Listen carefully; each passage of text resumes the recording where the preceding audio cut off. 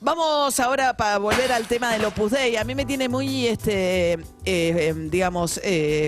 interesada esta historia, la obra del Opus Dei, la orden del Opus Dei es muy poderosa, extremadamente conservadora. Tuvo mucho poder en la España franquista, sobre todo, con funcionarios que han ocupado altísimos puestos de poder, muy poderoso entre los civiles. Hay universidades, digamos, y hay mucho oscurantismo siempre en el manejo de una de las órdenes más conservadoras de la Iglesia Católica. Muy relacionada, ¿no?, a los estados laicos, digo, porque tienen funcionarios en puestos de mucha decisión. Ahí está, y Paula Vistagnino es periodista, hace más de 10 años que investiga esto, tiene que ver con una decisión reciente del Papa que rige desde hoy, donde le ha puesto una serie de límites al Opus Dei, ya no va a ser su máxima autoridad un obispo, tienen que rendir cuentas. Paula, buen día, ¿cómo estás? ¿Qué tal? Buen día, María, ¿cómo estás? Bien, bueno, primero contanos la decisión del Papa Francisco en este sentido, ¿te parece relevante? Sí, es muy relevante porque es la primera decisión que un papa toma respecto del Opus Dei, digamos.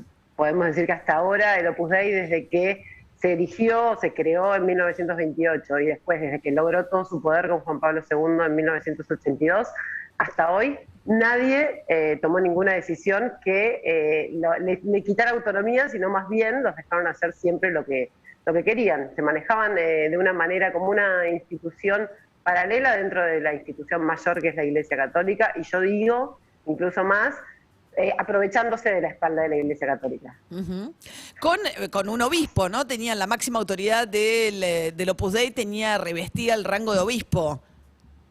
Exactamente, se lo daban automáticamente además, o sea, asumía un nuevo prelado del Opus Dei, que hasta ahora hubo 4, y se les daba directamente el cargo de obispos, entonces podrían ordenar sus propios sacerdotes. Lo primero que hizo Bergoglio cuando llegó al Vaticano fue hubo un cambio de prelado del Opus Dei y fue dejar de darles esta ordenación, y eso ya para ellos era ya una molestia bastante grande, porque no podían ordenar sacerdotes propios. Ahora esta decisión, que es directamente convertir la prelatura personal, que es una figura jurídica muy particular de la Iglesia Católica, hecha a medida del Opus Dei, se las dio Juan Pablo II, lo que dijeron es, bueno, las prelaturas personales, que la única es la del Opus Dei, pero que se habla en plural porque se supone que podría haber otras, ahora son, para decirlo como fácil, es como una orden o congregación más de la Iglesia, que no lo eran, ¿no? Uh-huh. Como no tiene más poderes y además, especiales ni permisos especiales, ¿no? Ahora, sí, y más aún, no, su prelado no puede ser obispo directamente. Uh-huh. No es que no lo van a nombrar o no lo nombraron todavía. No puede ser obispo, no tiene por qué ser obispo, porque en realidad su tarea es sobre todo carismática.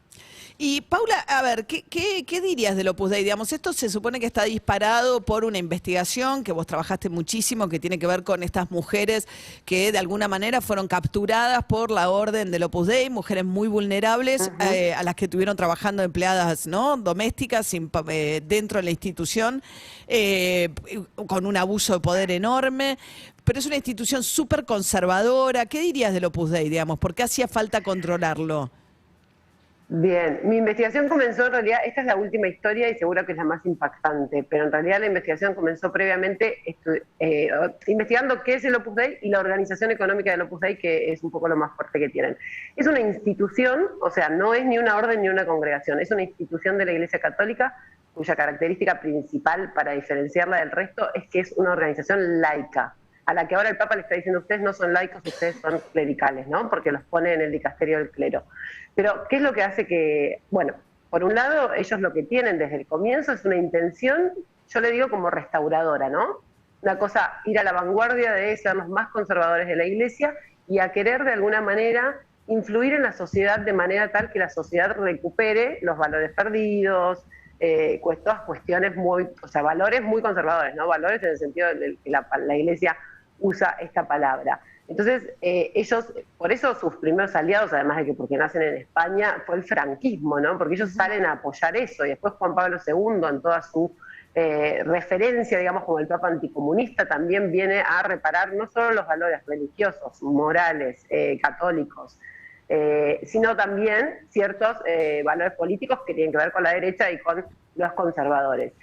Y lo más importante es que son laicos y que se fundan de esa manera porque ellos lo que creen es que el resto de los católicos, con una cuestión más religiosa, son limitados para influir en la sociedad. Entonces ellos, como son laicos, pueden ocupar un numerario o numeraria, que son personas que viven célibes, bajo votos de pobreza y obediencia, en instituciones cerradas, divididos entre sexos, que se flagelan, pero que son profesionales, pueden ser un diputado, un ministro o cualquier persona en la sociedad civil, y esa es su principal diferencia y lo que ahora el Papa les está cuestionando, diciendo, bueno, ustedes no son esto. Claro, como que ustedes se son pueden también infiltrar religiosos. en la sociedad civil para tratar de influir, ¿no? Porque hay mucho secretismo. Alguien que es del Opus Dei normalmente Exacto. no lo dice.